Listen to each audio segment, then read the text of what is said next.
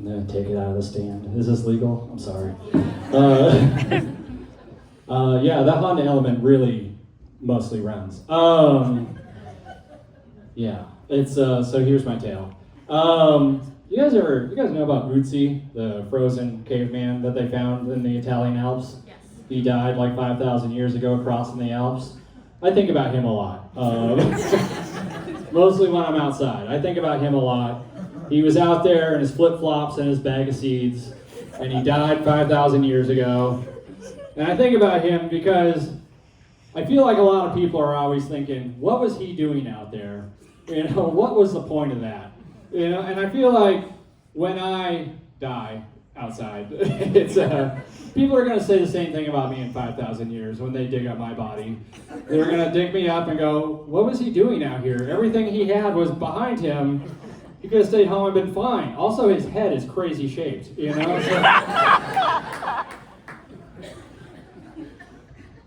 But, you know, there's a lot of theories as to, like, why he was out there. He was hunting, he was trading.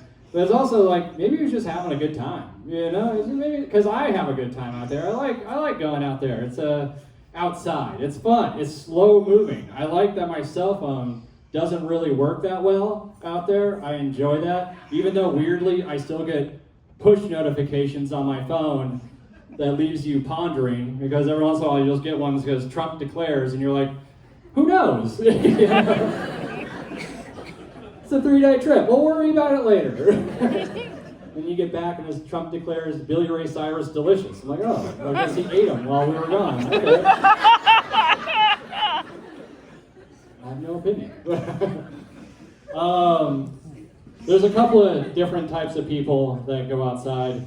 It's a broad spectrum of people. There's the ultralight people. Anyone here? I hate you. You make me feel bad because I brought an entire toothbrush on a trip. You're sitting there going, I have a toothpick with a single human hair wrapped around it. Making me feel terrible. And then there's other people that go outside, the other end of the spectrum. I call them tactical dads.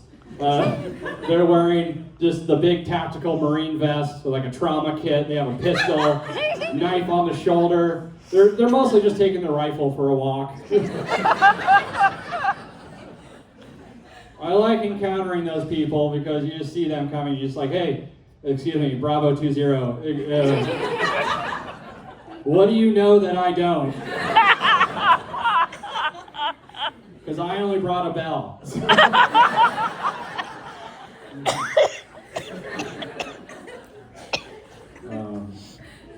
But yeah, this trip I did, the trip I want to talk about is, I did the Bomber Traverse. You guys know about the Bomber Traverse? It's a beautiful trip. It's out in Hatcher Pass, as I recently found out. And it's a beautiful trip. It's like 3 to 4 days, and you get to see a B-29 crash on the ice, a literal symbol of why I don't have health care.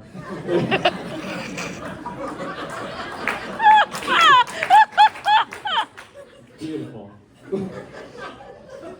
And this had been on my bucket list for years, but I was always told you gotta go with somebody that's been out there so you don't die. And I'm like, okay, good point. And so one day, my good friend, and I'm gonna make up a name here, her name is, let's just call her Alana.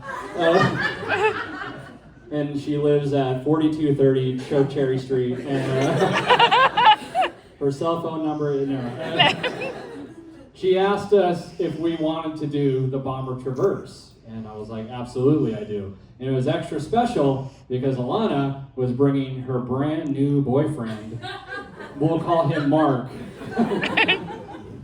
on this trip. And this was going to be their first big getaway together. And so my wife and I were like, we're going on their big, we're helping love blossom. This is incredible.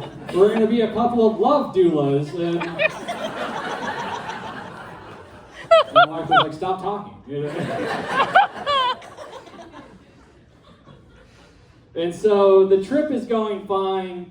We're all hiking out. We're having a great time. Mark and Alana are about 200 yards ahead of us at all times. because something you should know about Mark and Alana is they are the most in shape a person can be. It's like if a Legolas was dating another Legolas. I am Samwise. I will get to the end, but it's going to take 3 movies to get there. Mark and Alana are 7 feet tall, Olympians, and incredibly beautiful. And they're just ahead of us the whole time. But we're in the back. We're like, oh my God, they're falling in love. Isn't this great, you know? And we're having a good time. And things didn't. I'd say the first inkling that maybe I was out of my depth on this trip was when I encountered a rope. You never want to encounter a rope when you don't expect a rope. We were up at the old backdoor pass, and I didn't name it. And I saw a rope, and I was like, what's that? Not really prepared for that. My research didn't show a rope. But to be fair, my research was a TikTok video, so. But Alana and Mark made it down, and so Lisa and I were both struggling to make it down. I stupidly had my 50-pound backpack on me. I was just hanging like a cat, just going, hang in there. Lisa had just fully thrown her backpack off the cliff face. That old mountaineering trick. And I'm just yelling, be careful, the whole time. And 200 yards in front of us, we see our beautiful friends, Mark and Alana, having the time of their lives, holding hands and just sledding down the glacier. It looked like an ad for new deodorant. It was so beautiful.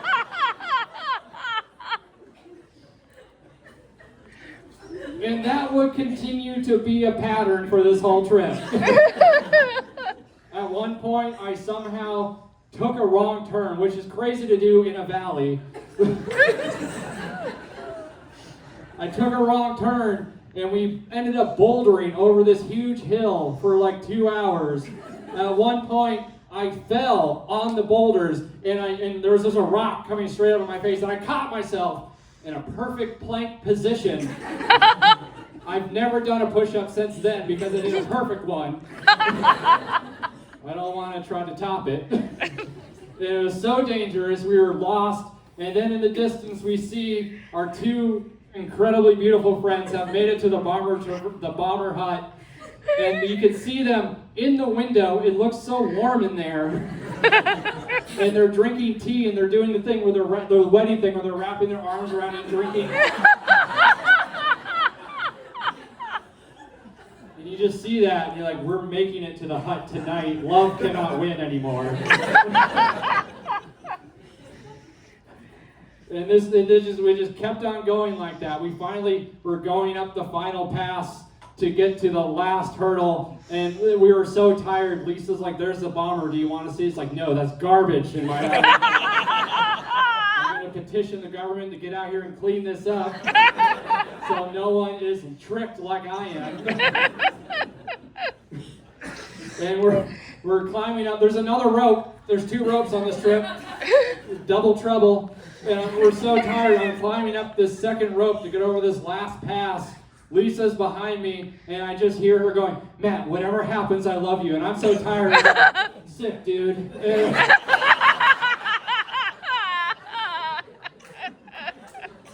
It's really tubular.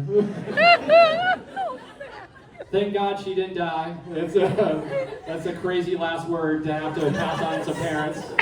What was your last conversation? It's like, we've never talked. I can't. I don't remember. We finally get to the top of this thing, this huge pass. My hands are bleeding. Lisa's near death.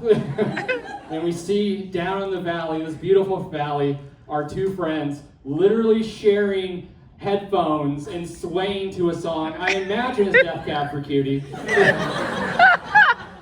So in love. We could not, the trip went perfectly for 50% of us. And it was beautiful. And now they're married. Aww. Yeah.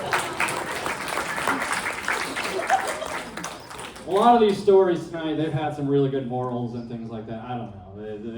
It's beautiful. I don't know. I guess that the only moral I could impart on you is they are pregnant with their second child, and they have not yet named the child after me. And I feel like I did a lot to make this happen.